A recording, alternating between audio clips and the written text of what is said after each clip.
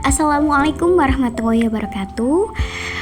Kami dari kelompok 2 Etika Profesi Pendidikan akan mempresentasikan tentang guru profesional. Berikut merupakan anggota kelompok 2. Di sini kita akan membahas 4 topik. Yang pertama, pengertian guru profesional. Yang kedua, kriteria guru profesional. Yang ketiga, upaya meningkatkan profesionalisme guru. Dan yang terakhir, contoh guru profesional. Yang pertama, pengertian guru profesional. Guru profesional adalah guru yang memiliki komponen tertentu sesuai dengan persyaratan yang dituntut oleh profesi keguruan. Guru profesional senantiasa menguasai bahan atau materi pelajaran yang akan diajarkan dalam interaksi belajar mengajar, serta senantiasa mengembangkan kemampuan secara berkelanjutan baik dalam segi ilmu yang dimilikinya maupun dari pengalamannya.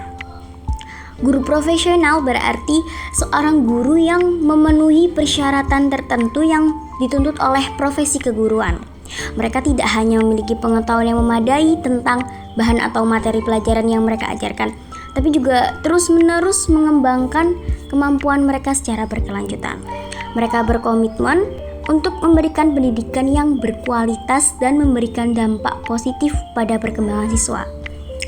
Kedudukan guru sebagai tenaga profesional bertujuan untuk melaksanakan sistem pendidikan nasional dan mewujudkan tujuan pendidikan nasional, yaitu berkembangnya potensi peserta didik menjadi manusia yang beriman dan bertakwa kepada Tuhan Yang Maha Esa, berakhlak mulia, sehat, berilmu, cakap, kreatif, mandiri, serta menjadi warga negara yang demokratis dan bertanggung jawab.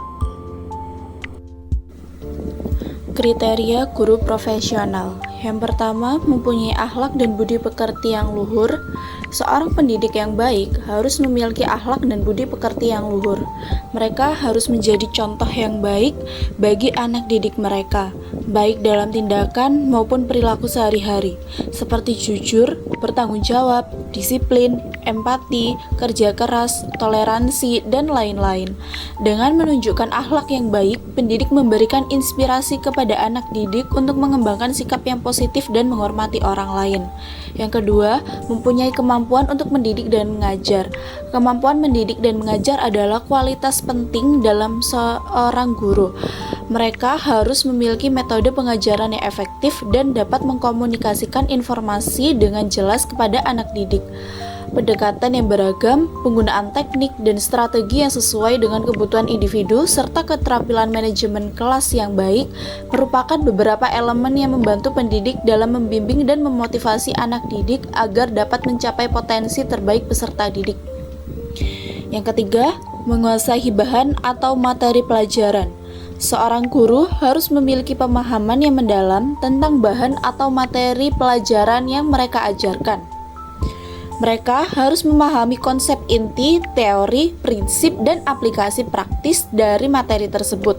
Pengetahuan yang kuat tentang materi pelajaran memungkinkan guru untuk memberikan penjelasan yang jelas dan menyeluruh kepada anak didik, serta menjawab pertanyaan atau keraguan yang mungkin timbul.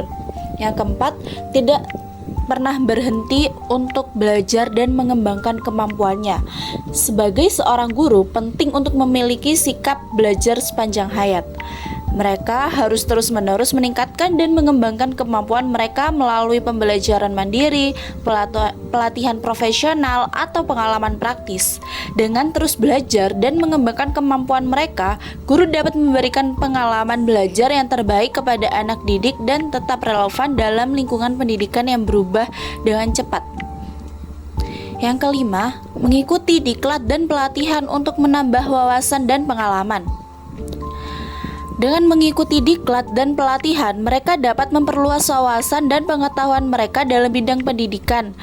Diklat dan pelatihan juga memberikan kesempatan untuk memperoleh keterampilan baru, mempelajari pendekatan pengajaran inovatif, dan menghadapi tantangan baru yang muncul dalam dunia pendidikan. Yang keenam, aktif, kreatif, dan inovatif. Seorang guru yang efektif harus aktif, kreatif, dan inovatif dalam pengembangan pembelajaran. Mereka harus mencari cara untuk membuat materi pelajaran lebih menarik dan relevan bagi anak didik. Selain itu, mereka juga harus selalu mengikuti perkembangan terkini dalam dunia pendidikan, teknologi, dan isu-isu sosial yang mempengaruhi peserta didik. Yang ketujuh, menguasai iptek. Kemampuan dalam penguasaan teknologi informasi dan komunikasi atau iptek merupakan keahlian yang penting dalam dunia pendidikan modern. Seorang guru yang menguasai iptek dapat memanfaatkannya untuk meningkatkan kualitas pembelajaran. Mereka dapat menggunakan komputer, internet, blog, media sosial, dan website untuk memperluas akses kepada sumber daya pendidikan, berbagai informasi, berkomunikasi dengan anak didik dan orang tua, serta menciptakan lingkungan belajar yang interaktif dan menarik. Yang kedelapan, mempunyai sikap cinta kasih, tulus, dan ikhlas dalam mengajar. Sikap cinta kasih, tulus, dan ikhlas adalah aspek penting dalam mengajar. Seorang guru yang memiliki sikap tersebut dapat memberikan perhatian, perawatan, dan kasih sayang kepada anak didik. Mereka mendedikasikan diri mereka untuk membantu dan mendorong perkembangan pribadi dan anak didik dengan tulus dan ikhlas. Sikap ini menciptakan lingkungan belajar yang positif dan membangun hubungan yang erat antara pendidik dan anak didik. Yang ketiga yaitu upaya meningkatkan profesionalisme guru. Pertama, menempuh pendidikan pada jenjang yang lebih tinggi sesuai kualifikasi akademik. Hal ini berdasarkan Undang-Undang Guru dan Dosen bahwa guru untuk mendapatkan kompetensi profesional harus melalui pendidikan profesi. Dan guru juga dituntut untuk memiliki kualifikasi akademik minimal S1 atau D4. Dengan melanjutkan tingkat pendidikan, diharapkan guru dapat menambah pengetahuannya dan memperoleh informasi-informasi baru dalam pendidikan, sehingga guru tersebut mengetahui perkembangan ilmu pendidikan. Yang kedua, melalui program sertifikasi guru. Salah satu upaya untuk meningkatkan profesionalisme guru adalah melalui sertifikasi, di mana dalam sertifikasi tercermin adanya suatu uji kelayaan dan kepatutan yang harus dijalani seseorang terhadap kriteria-kriteria yang secara ideal telah ditetapkan. Dengan adanya sertifikasi akan memacu semangat guru untuk memperbaiki diri, meningkatkan kualitas ilmu dan profesionalisme dalam dunia pendidikan.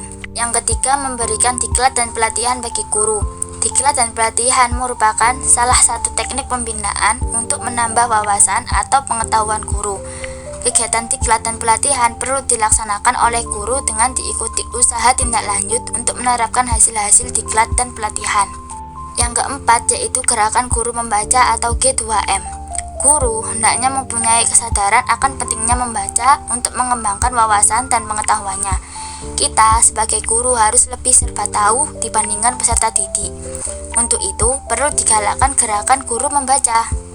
Dalam hal ini, guru bisa memanfaatkan buku-buku atau media massa yang tersedia di perpustakaan sekolah ataupun toko buku. Atau bisa juga dengan mengakses internet tentang hal-hal yang berhubungan dengan spesialisasinya ataupun pengetahuan umum yang dapat menambah wawasannya. Yang kelima dan yang terakhir, senantiasa produktif dalam menghasilkan karya-karya di bidang pendidikan. Guru hendaknya memiliki kesadaran untuk lebih banyak menulis, terutama mengenai masalah-masalah pendidikan dan pengajaran. Hal ini termasuk salah satu metode untuk dapat meningkatkan kemampuan guru dalam menuangkan konsep-konsep dan gagasan dalam bentuk tulisan. Contoh guru profesional. Yang pertama, 1. Guru yang berdedikasi. Guru profesional memiliki komitmen yang kuat terhadap profesi dan siswa mereka. Mereka berdedikasi untuk menciptakan lingkungan belajar yang positif dan memastikan keberhasilan akademik dan emosional siswa.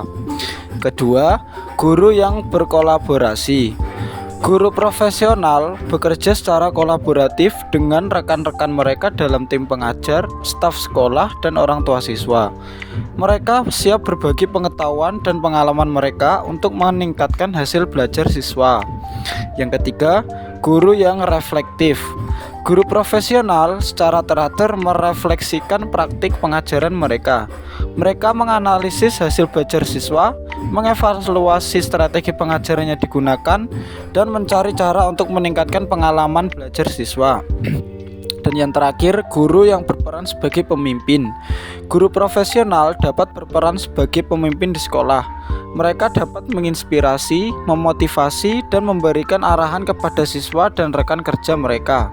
Mereka juga memimpin dengan memberikan teladan yang baik dan mengambil inisiatif dalam mengatasi tantangan pendidikan.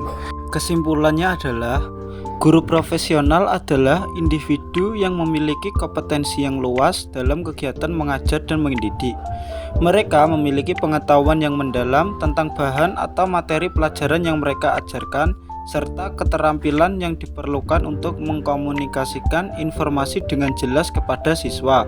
Selain itu, mereka juga memiliki metode pengajaran yang efektif dan mampu menciptakan lingkungan belajar yang positif dan inspiratif. Dengan memiliki guru profesional di dalam sistem pendidikan, diharapkan siswa dapat mendapatkan pendidikan yang berkualitas dan membangun dasar yang kuat untuk masa depan mereka. Guru profesional memainkan peran penting dalam membentuk generasi yang berilmu, kreatif, mandiri, serta memiliki sikap yang bertanggung jawab terhadap diri sendiri, masyarakat, dan negara. Itu saja yang dapat kami sampaikan, kurang lebihnya mohon maaf.